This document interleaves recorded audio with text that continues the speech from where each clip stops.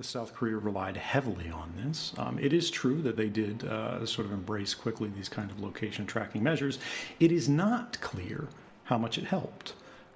It is actually, it could be argued that South Korea's case is exceptional for a number of ways, one of which, the largest spread, came from a very specific region because it was a religious community that was very tightly knit, and it was spreading through them. They were in a local region, and then you can look at that. There's also the distinction between Asian cultures, the in-group versus out-group importance. South Korea is a very unusual example of a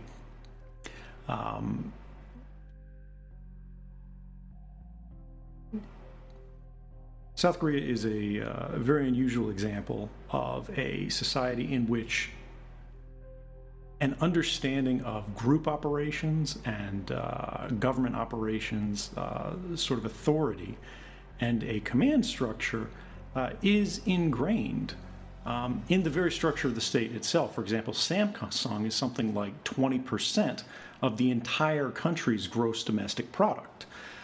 So what you see when you look at like a Japan or a South Korea are countries that already have a culture of whenever someone gets a cold, they put a flu mask on.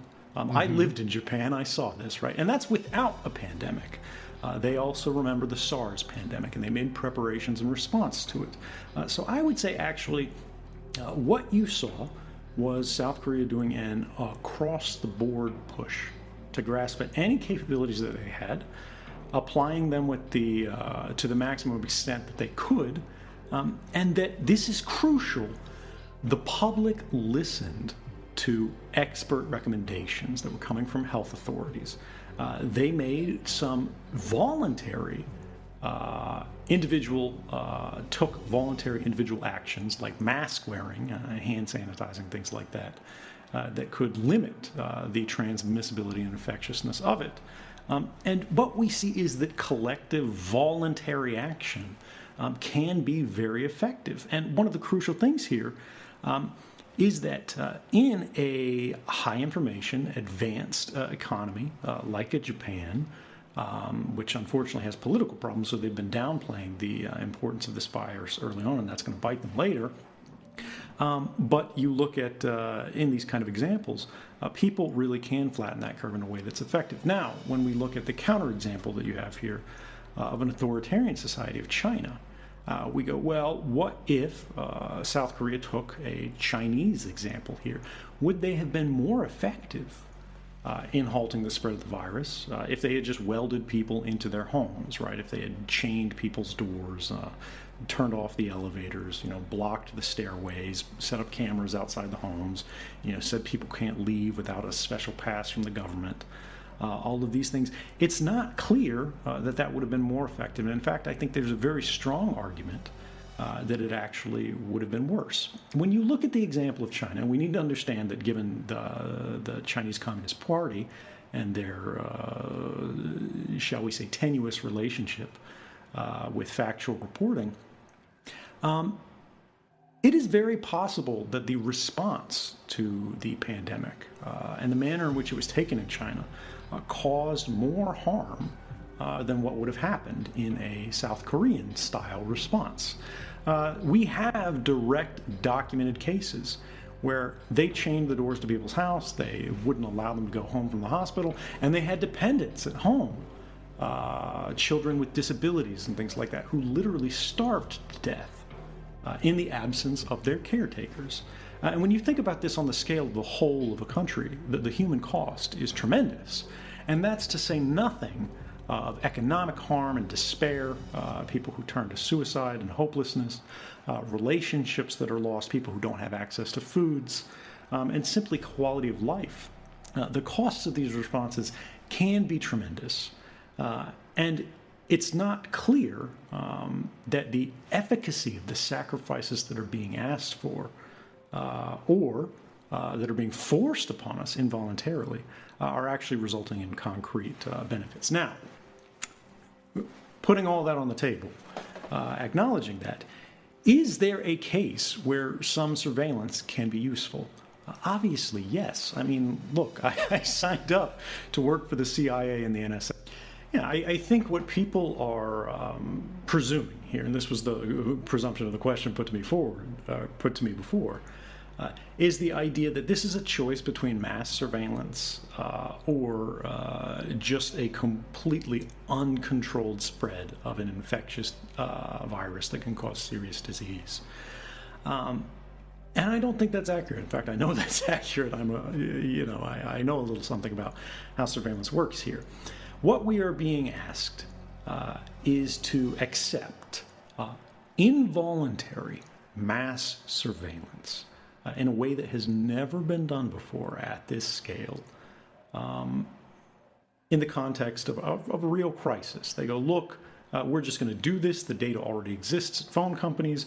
We're going to apply it to sort of a new use case. We're going to take this surveillance infrastructure that exists, or rather, we're going to take this communications infrastructure that was not designed for surveillance, or rather, it's told to us that it would not be used or abused for surveillance, and we're going to use it for precisely that, but for a really good reason. Now, they say that this is necessary. They say that there is no alternative. They say that if you want to save lives, you have to do this.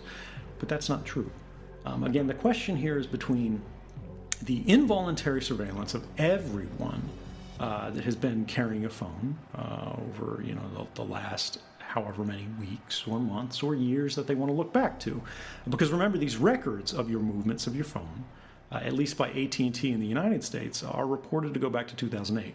Everywhere your phone has traveled since 2008, they know. And then there's no laws regulating how long they can retain this information, in large part in the United States. Now, imagine an alternative.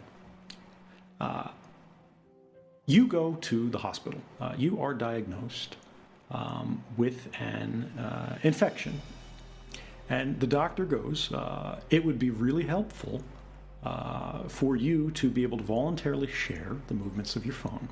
You open the app that when the pandemic came out, you installed, because it's just one of these recommendations that the government puts out, that the CDC or whatever the infectious disease authority is in your region.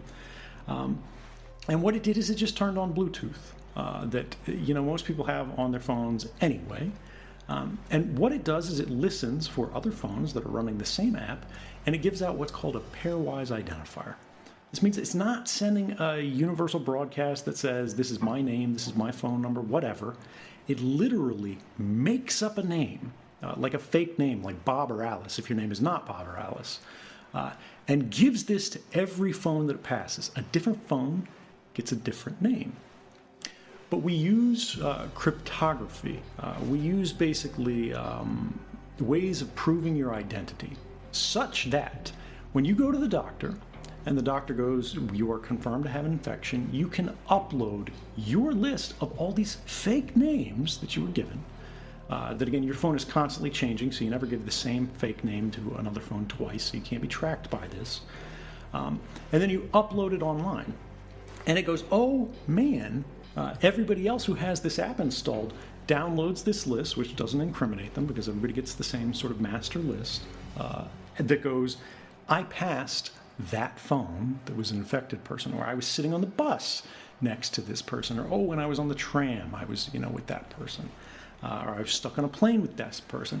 And all of this can be done in a voluntary, privacy-preserving way. Now, you might go, well, why would I share this information if it doesn't benefit me directly? So if the code of the application is open, anybody can see it. It's not malicious. It's not spying on people, because countries have done this before. Iran put out an app that they said was going to help you diagnose your family before they went to the hospital, and in reality was ransacking your contact lists and all your data, your location information, and they started monitoring the whole country on this basis. But if, again, this is done in the proper, responsible way, anybody can see this. You know what it's doing. Cards are on the table. It's not a shady thing. And as privacy protecting, I absolutely would, because it does not harm me in any way. I can't be tracked on the basis of this in any granular way. They don't know that it's me, except the doctor who already knows that I was infected. What you do is you incentivize people who are infected to share their movements on a master list, or it's actually not even their movements, it's just a list of all the phones that they passed. And then the people who have those phones, when they go and download this master registry of basically all the phones that these infected people have passed, they would see, oh, I'm on the list, or they open their app in the morning, they say, I didn't pass anybody, so I'm not at risk.